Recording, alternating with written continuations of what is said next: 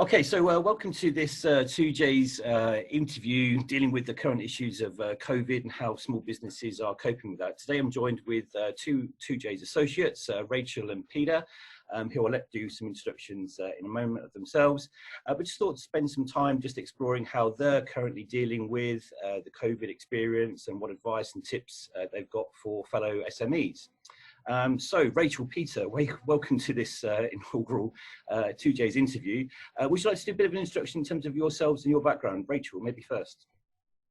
Okay, hi, thanks Lee for having us on. Yes, my name is Rachael Orchard. I am a business and leadership coach. I have been in this industry for 7 years now, and I teach and train people from small teams to one-to-one executives. And I also wrote a toolset, an original toolset on behavioural change, which I teach and I use as a book, or I can use it as an online webinar class. So yeah, that's a bit about me. Thank you, Rachael. Peter. Nice to meet you, Rachael. Lee, thank you for inviting me along today. My name's Pete Rushmer. I founded Flagship Training about 2 years ago now, and we train all manner of different teams and different people, myself and my team. We do first aid training, mental health in the workplace, as well as specifically around the transport sector too. I do quite a bit of consultation to the transport sector, and we also do obviously our suite of classroom training, and then we also have a full range of nearly 100 online courses as well, which is quite a recent addition for us. Okay, great. Thanks, guys. Like I say, great to have you on board, and really wanted to tap into your experiences of what you're doing as a SME yourself, and specifically I had a question in terms of how are you as SMEs adapting to the current challenges that we're facing. Obviously we hear the word unprecedented being used quite a lot at the moment in the media, and it is very unique times, but yeah, just how are you guys dealing with it or finding it from an SME point of view? Okay, so I can kick that off. It's tough. It's been really tough, certainly for us. Classroom training was wiped out just over a month ago, and that's sort of 60% of our overall income, and it's meant the requirement to really adapt. I carried out a sort of financial review to ensure that we'd be able to have positive cash flow from a business point of view, and we're fortunate that we've got quite a diverse range of different income streams into the business, and it's meant that I'm able to sort of review and reallocate my time accordingly to ensure that we're able to survive initially. What about yourself, Rachael? Yeah, I'm not so fortunate to have multiple income streams. So mainly my coaching revenue was coming from one-to-one and associate work, and those have pretty much all dried up. So yeah, but I am investing my time in lots of other interesting opportunities. So very similar to ourselves, particularly with yourself, Peter, in terms of our sales pipeline being wiped out as well, and having to rethink basically. And I guess it's that adaptability, and sounds like Rachael, you're doing that as well. How you adapt and stuff, and how you deal with things is the way forward.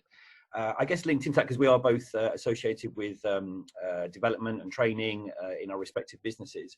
Do you feel that learning development, coaching, training has a place of importance at the moment with organisations in the current climate?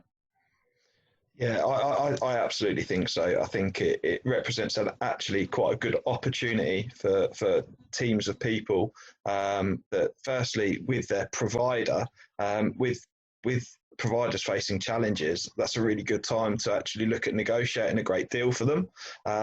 We've got, you know, where possible, we've been able to reduce our overheads with payment holidays, etc., etc. So on the one hand, for the client, it provides a fantastic opportunity. But on the other hand, I think for their team members, we don't really know what COVID-19 is going to look like at the other end. But it's certainly going to mean restructuring of teams, reallocation of skill sets. There's going to be a lot of time for people to review and decide if they're on the right track. And it presents a great opportunity for people to retrain, et cetera, et cetera. You know, we've taken a bit of time to look at different payment plans that we're able to offer if an individual wanted to come to us and actually retrain themselves. And also the solutions and the bundles that we can offer to companies that are able to retrain and sort of reskill or upskill their team as well if they need to make redundancies, etc. Yeah, I would also agree with that. I think it's a fantastic time for not only people to look at their mental fitness, which is key at this time. It's a way of reframing what's going on as an opportunity to invest in ourselves, invest in our company. There's an article I read today on Harvard Business Review about how you can do micro learning with your teams.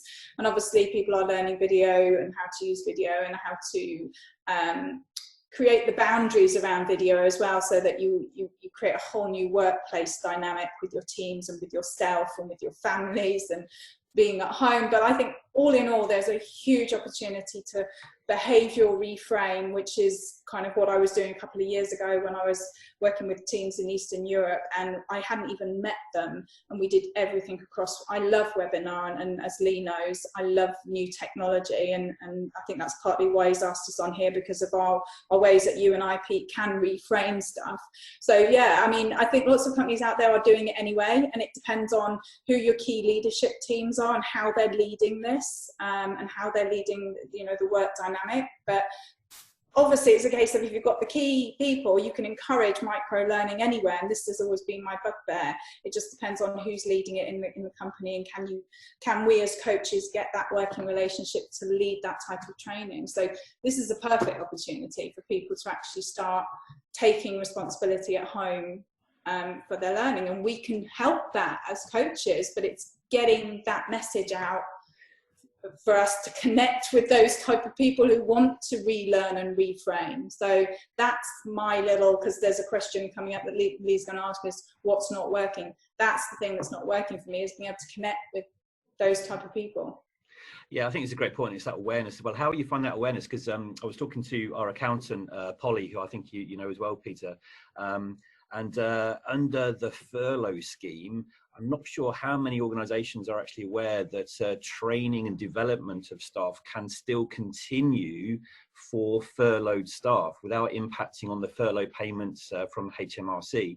And I'm just curious, in terms of your engagement with clients and customers, are you finding that there's still an appetite for them to do training and developing staff, or are they fearful of not adhering to the furlough kind of requirements? Yeah, absolutely. So last month we saw a massive impact in our online training sales, which was fantastic. But also, as soon as that was announced that furlough staff were able to train, we've got a bit of a challenge in from a business point of view, that people were initially panicking and they didn't really know what things would look like, what their teams were going to look like, what furlough looked like.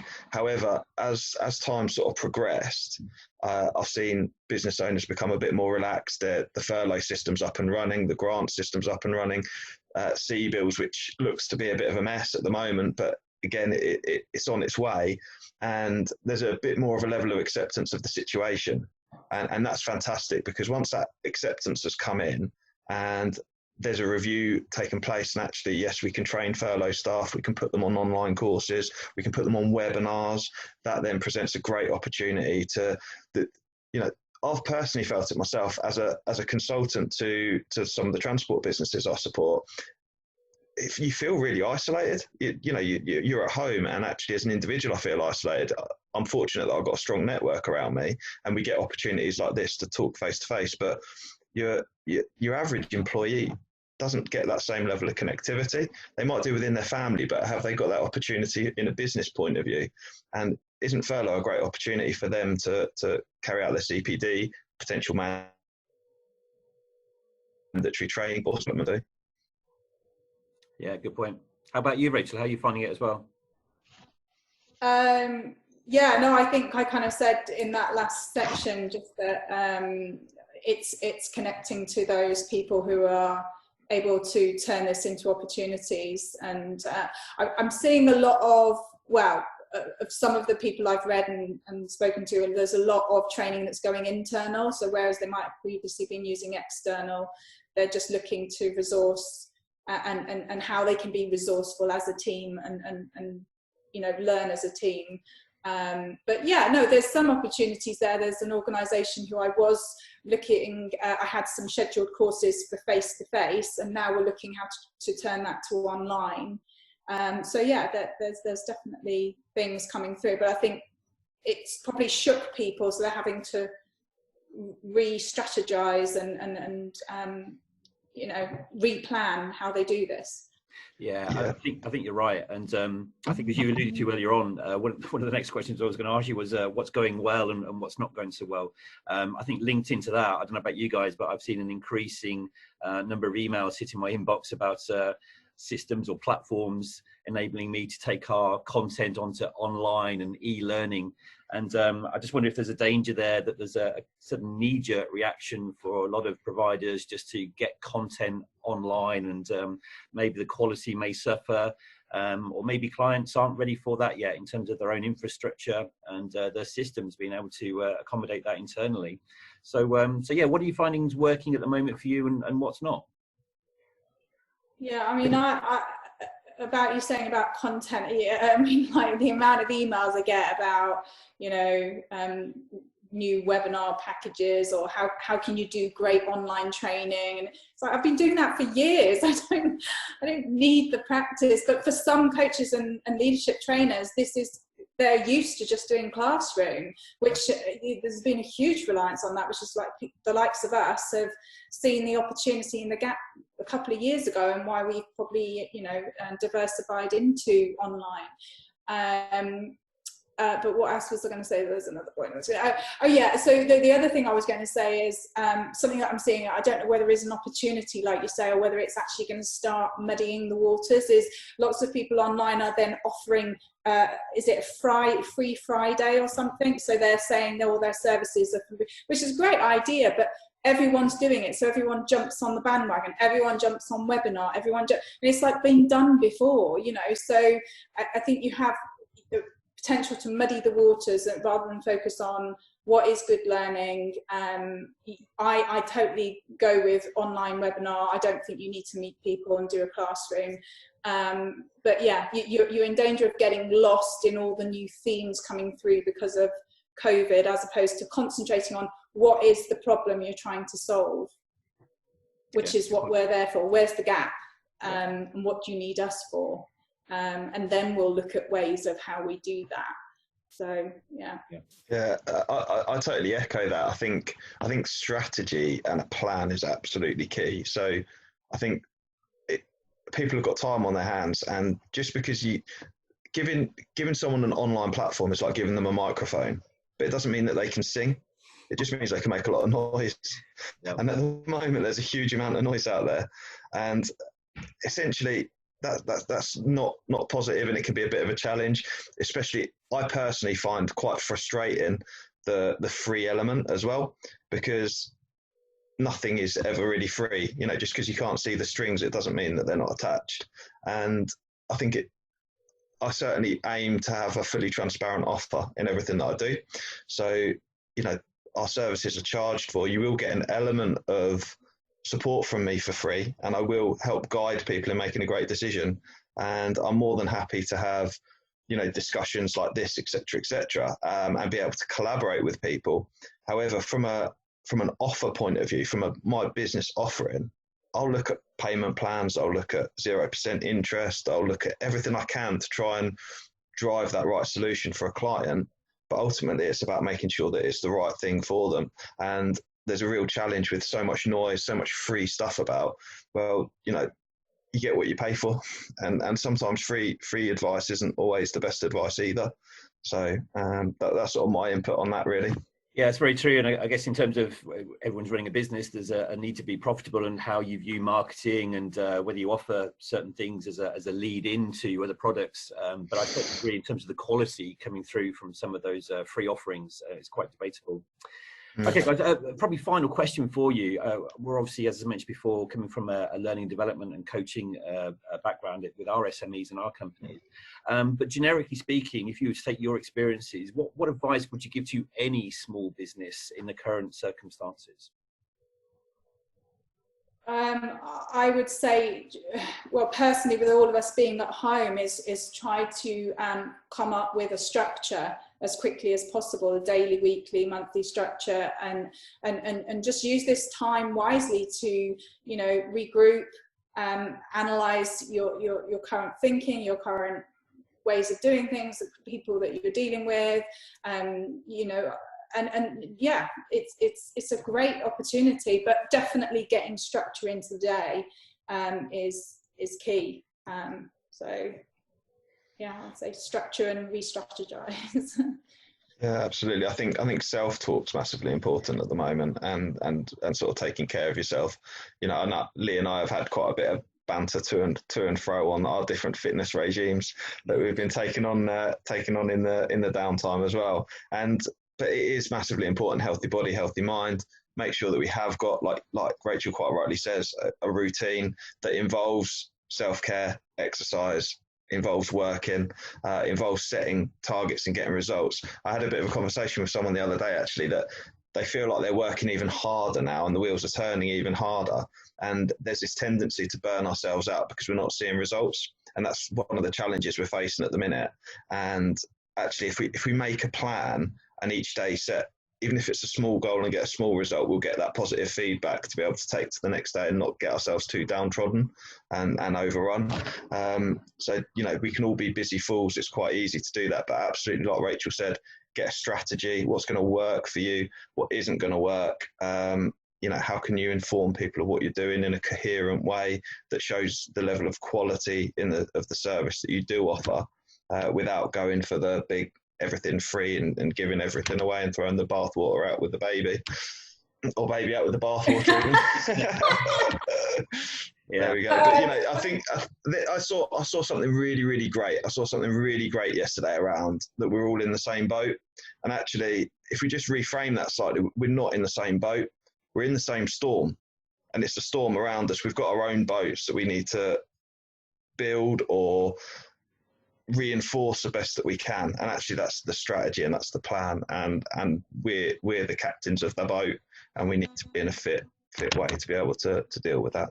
I think that's a great analogy. Yeah, very good. Another thing is be very, very careful what you're listening to. I don't know who out there is listening to news and stuff.